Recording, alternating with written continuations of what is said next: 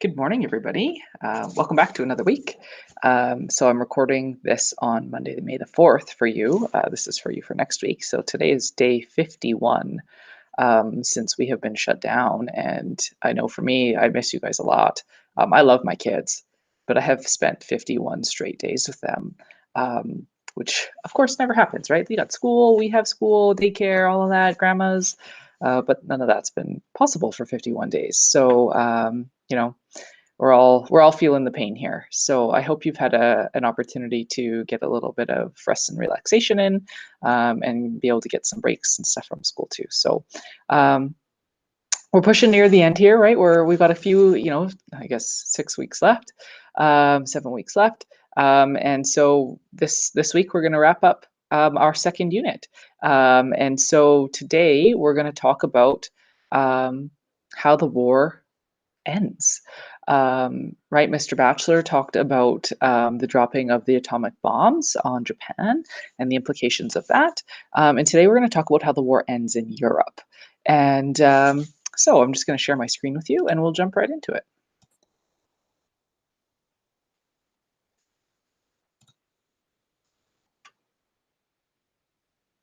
So, the end of World War II and its global impacts. So, we're not going to talk about everything on this slide, but what I want to make you kind of aware of, right, is, we have talked exclusively about the war in Europe. But what we don't talk about in the context of our course, just because of the way the curriculum works and time and all of that, is this war wasn't just fought in Europe. That's where a lot of the big name battles were, of course. But this war was also fought in the Pacific, so in Asia. So on the top of the screen, right, in blue, are kind of some of the major highlights of when it comes to war, they call them theaters. I don't know why. The European theater of war. And then on the bottom, you see the kind of highlights of the Pacific theater in Asia. So we're going to focus on how this comes to an end in Europe, because like I said, Mr. Batchelor has already talked to you about the dropping of the atomic bombs. So, right, the war starts in September of 1939, and it's not until, right, and so Hitler sweeps through Europe and manages to occupy most of the continent very early on in the war. My grandmother, she grew up my grandparents, they were teenagers. They were your age during the Second World War. And they lived in the Netherlands, so in Holland. And my grandmother doesn't tell a lot of stories. She's 92 now. She doesn't tell a lot of stories about the war, but she speaks often about German occupation of her town. And I'll talk a little bit later about the liberation of Holland, and her experience being liberated by Canadians from the Nazi occupation. So it's 1942 is when the Allies start to turn the tide, right? The momentum starts to shift, but it's still going to be 3 more long years before the Axis power falls. So Hitler controls for 3 years, and then slowly, the tide turns. So in terms of deaths, okay, this graph shows deaths in the millions by country. So you can see the Soviet Union had the largest number of deaths, totaling almost 24 million. Followed by China. The deaths in China were largely at the hands of the Japanese. And so you can see in the toolbar down in the bottom, the red portion of the bar, that represents military deaths. And then the orange portion of the bar represents civilian deaths. And you can see, right, in China, 75–80% of the deaths were civilian. In the Soviet Union, you're looking at just over 50% of those deaths were civilian, right? So you've got a tremendous loss of life of civilians. Germany is the only one where it is more military deaths than civilian deaths. So when we look at total death, Okay, right. Total death toll of the Second World War, you're pushing 72 million people, far exceeding the death toll of the First World War. And when we break this down, military versus civilian, you can see that that number is much higher in terms of civilian deaths. And I know these two totals don't make 72 million, but when you break it down by country, these ones are encompassed with a handful of countries. And so you've got a total death toll of 72 million people. And here we've got it broken down by country. Not all of the countries are listed there. Depending on which historian you read, like I said on the previous slide, USSR was pushing 24 million. This historian suggesting 25 million. So it kind of flip-flops a little bit, but we're looking at a tremendous large-scale loss of life in the Second World War. And if you're writing a position paper, these types of statistics would be excellent pieces of evidence to include to be able to justify your answer. Okay.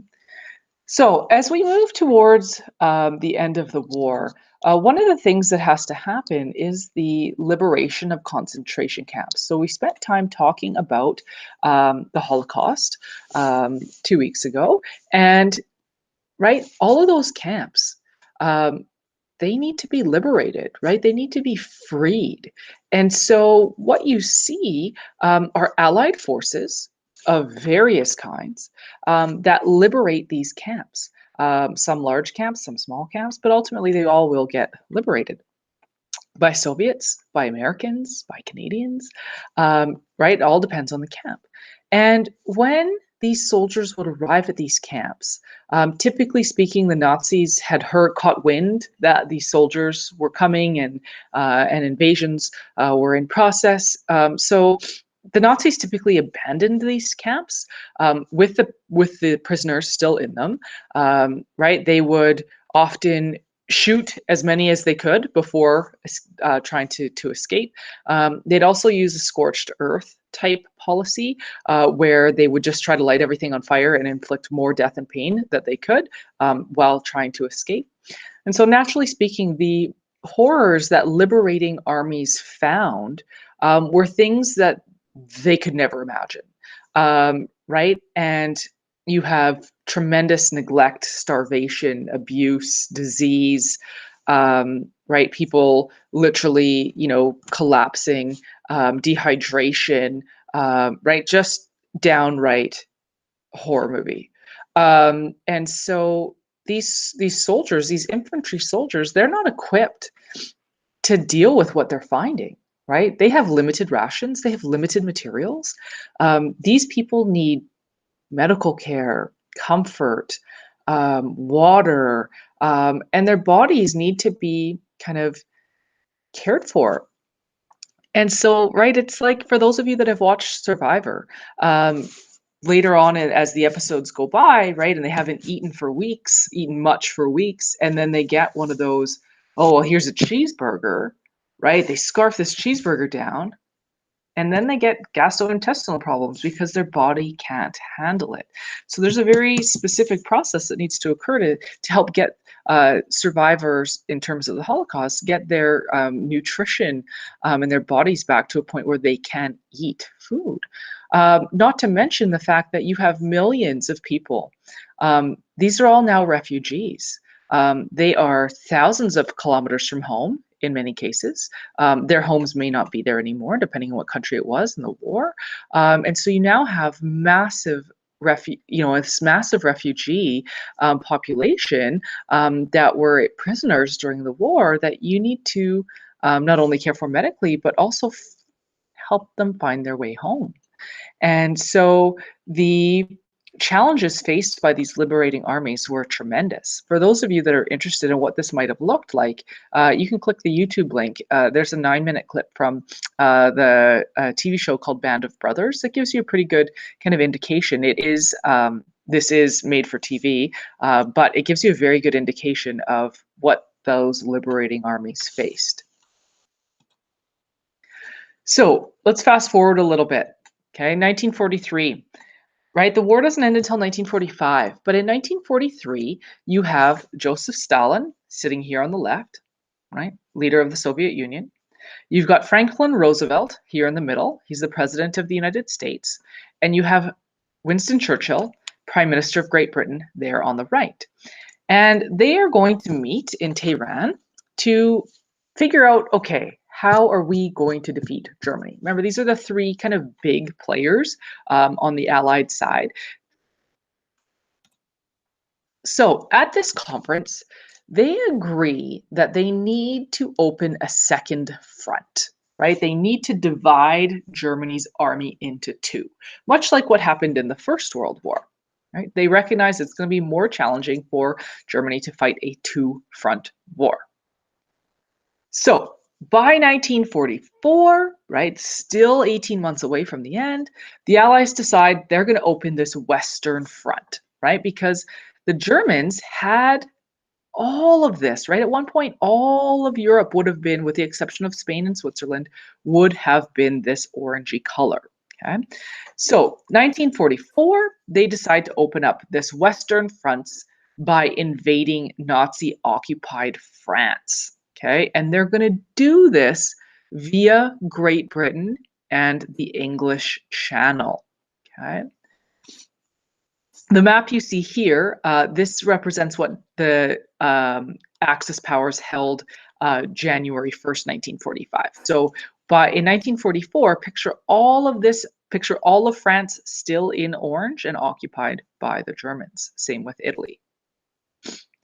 So D-Day, or what's known as Operation Overlord. Okay, this was June 1944 and was the largest land and sea attack in modern history at this point. So take a look at the map down here first. Okay, so this is the English Channel. Right, it's not a huge distance between England and France.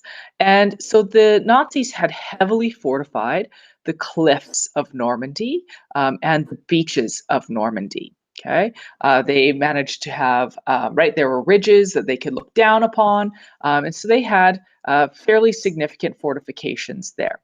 So what you're going to see is you're going to see American, Canadian, and British units attack the beaches in what's called Operation Overlord, or D-Day, June 6th, 1944. Okay, so the red one here, that is Canada. The purple ones are the British, and the green ones are the Americans. Oh, let's just go back one here. So when these units land on the beaches, you can see the large scale volume here. Right, this is a beach in Normandy.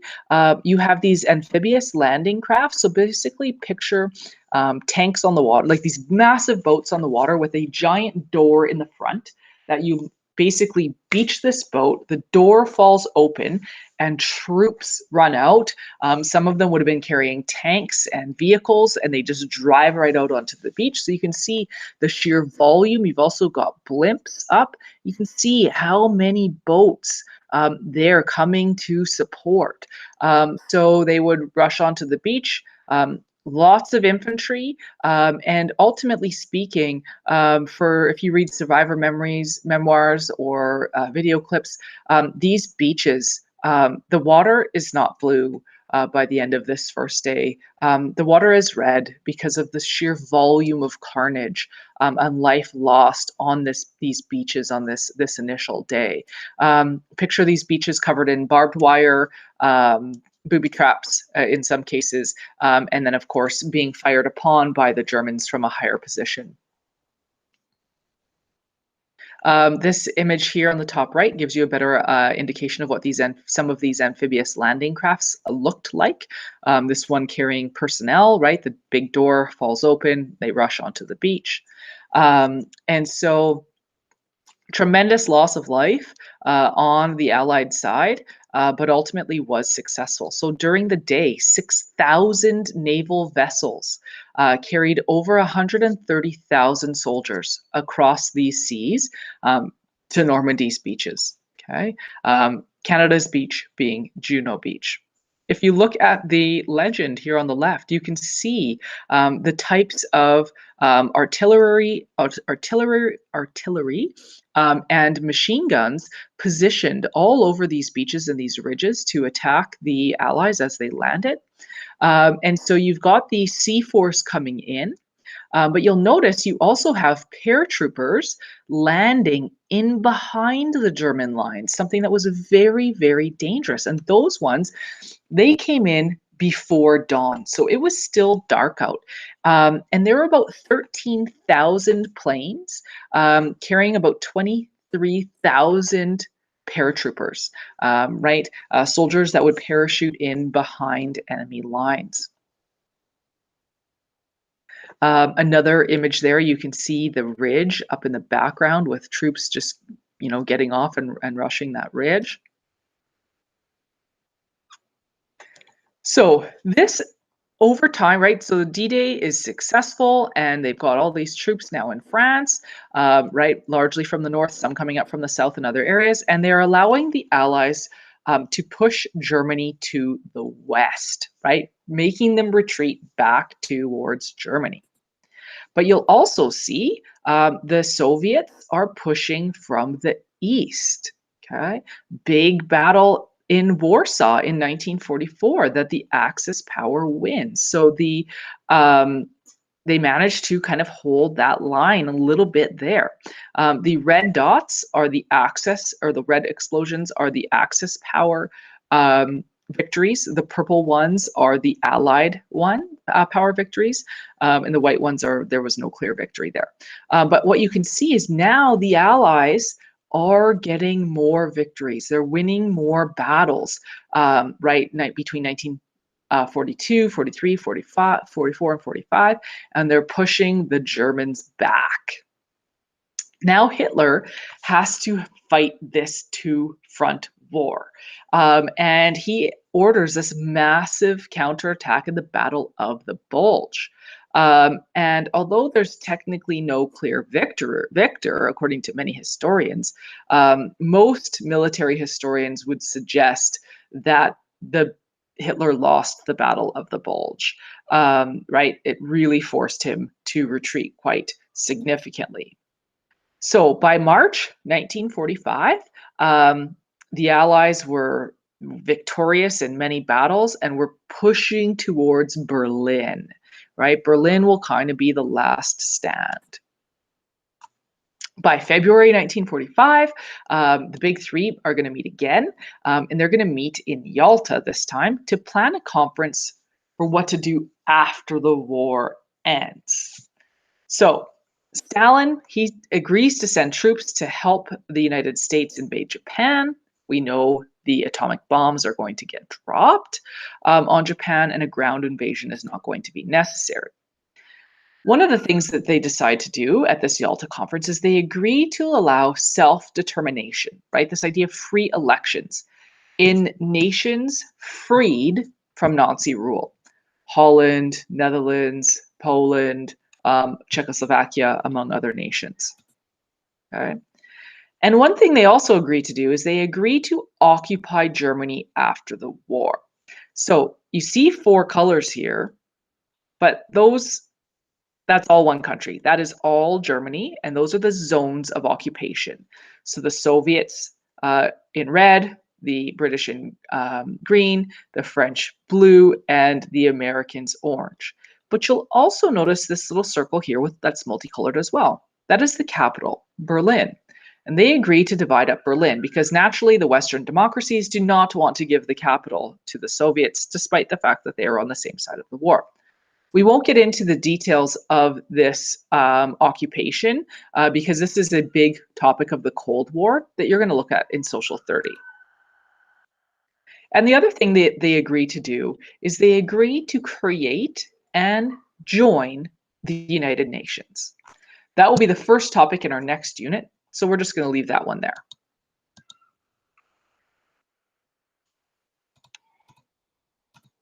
Oh, there we go.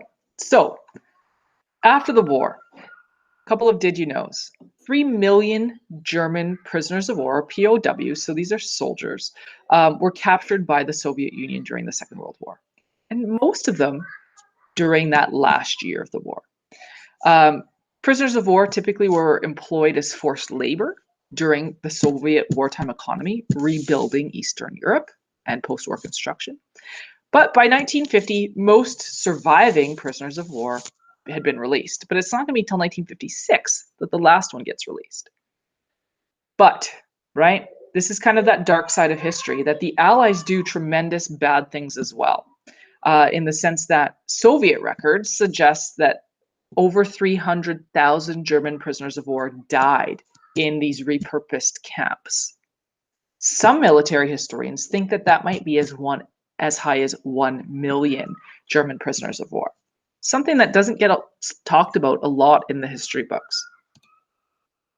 So what we're going to do is we're going to spend a few minutes looking at the impact of World War II. How does this impact the world globally? So when we look at Europe, right, Europe was destroyed. 40 million Europeans are dead.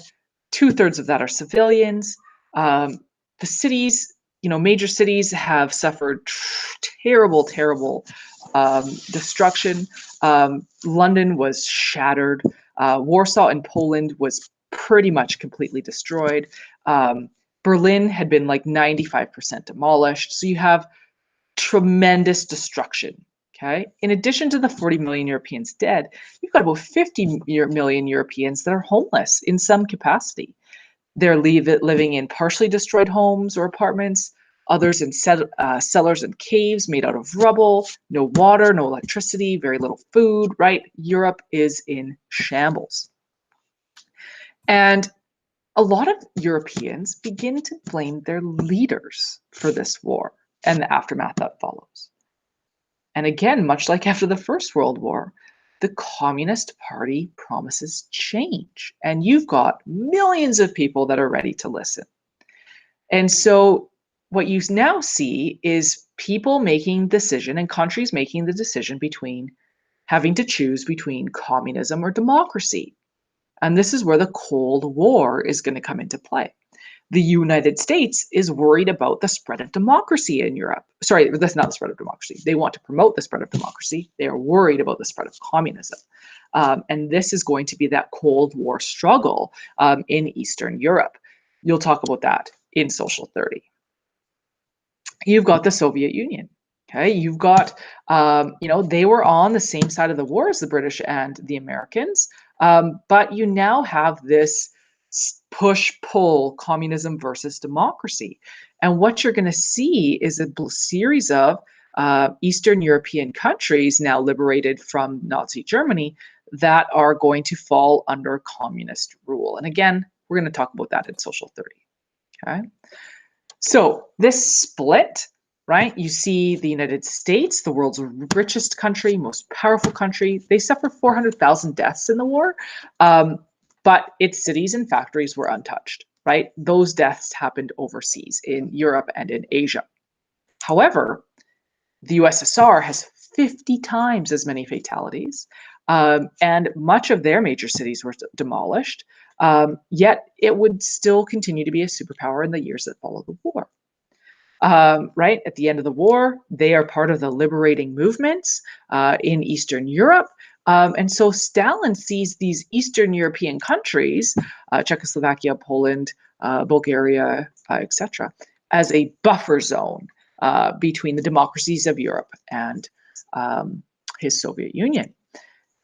Naturally, Stalin ignores his promise at the Yalta Conference to allow self-determination, and he establishes satellite communist governments in Albania, Bulgaria, Czechoslovakia, Romania, Hungary, Poland, and Yugoslavia. And these years that follow, what we become known as the Cold War, get divided between Western Europe and the Soviet Union. Okay, so what about China? Right? China has fairly significant political opponents in 1945. You have the nationalists and you have the communists. We won't get into all of their different theories. Right? Basically, from the early 1900s, China was humiliated by foreign imperialists, right, who'd managed to control Chinese trade and resources. But that shift is going to take place in 1911. There's a nationalist leader. He puts an end to this old system, creates democracy to modernize China, but he dies in 1925. And Chiang Kai-shek takes over. He becomes pretty corrupt, offers very few democratic elections. But communism under Mao Zedong is growing, and he hoped to bring equality to the massively large numbers of poor Chinese peasants. And so from 1929 to 1927 to 1949, there's a civil war between Mao's communists and Chiang Kai-shek's nationalists. You see guerrilla warfare and a peasant army winning the war on the communist side. And by 1949, a new communist government under Mao Zedong takes land from the rich, restricts individual rights and freedoms, introduces collective farms, kind of like Stalin did, and began a series of 5-year plans to create and promote industry. Now, that's a few decades worth of Chinese history in about 2 minutes. We won't get into kind of the nitty gritty of it because you don't need it in the context of this course, but it gives you an idea at least. What about Japan? Japan is in ruins. 2 million people have died, right? In Japan, major cities are destroyed by bombing raids. The atomic bombs have destroyed Hiroshima and Nagasaki. The Allies have pulled all of the colonies from Japan in the Pacific. And after the war, the United States is going to occupy Japan in order to have the country rebuilt. Right? Much like Nazi Germany that needs to be denazified, that needs to take place in Japan as well. They are going to demilitarize Japan, bring war criminals to trial, and many of these get executed, including Hideki Tojo, which had led the war effort. They end Japan's military dictatorship by introducing democracy and a constitutional monarchy. Right? The general that was in charge of the occupation encouraged workers and farmers and women to vote, right? Encouraged all people to vote, and attempting to allow Japan to focus on rebuilding its economy rather than its military. Of course, it is much more complicated than this. And by the 1980s, Japan becomes a world economic power. Israel is created after the Second World War, the State of Israel. It's very complex, very much contested even to this day. We'll leave that for a Social 30 topic, but it is important to mention that it does get created after the Second World War. Decolonization, you would have talked about this tremendously a lot in grade 10 with the scramble for Africa and then the independence movements that followed, right? And so what you see in the map of Africa here is which countries have control before 1945. And what you'll also see in that is a year underneath each country's name. And that is the year the independence movements take place in each country. And so you see decolonization take place in the years that follow, right? 1950s, 1960s, largely, all over Africa. And then the challenges then that they then face after that, which again, we don't get into the topic of this course. The creation of the United Nations, like we mentioned, right? We still see the United Nations in play today. We're not here to debate its effectiveness right now, but we will get into the organizational structure and stuff of the United Nations at the beginning of our next unit. So the United States, okay? War comes to an end, right? We see them diametrically opposed to the Soviet Union. The United States at the end of the First World War is the world's richest and most powerful country. And this is where their superpower status really takes off. Again, after the First World War, when they had taken that leadership role as well. So after World War II, the economy is going to boom, incomes are going to rise. People began buying new homes and consumer goods. They become a huge exporter of consumer goods like cars and appliances. And the Americans at the end of the Second World War and the years that follow have the highest standard of living in the world. But globally, there is a tremendous fear of communism by the Soviet Union, and they start to develop a policy of containment, trying to contain communism in Eastern Europe. And so they form alliances, give economic and military aid to other democratic nations, develop new atomic bombs and technologies. And then there, of course, is the space race as well, and attempts to win this Cold War. And again, you'll talk about that in Social 30.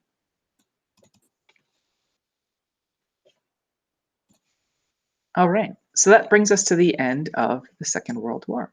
Right, we have, in the last 75 years or so, have experienced the most peaceful time in human history. Now, there have been wars taking place, and of course that idea of most peaceful time is dependent on where you live. But in terms of overall global conflict, we are living in a very peaceful time, relatively speaking.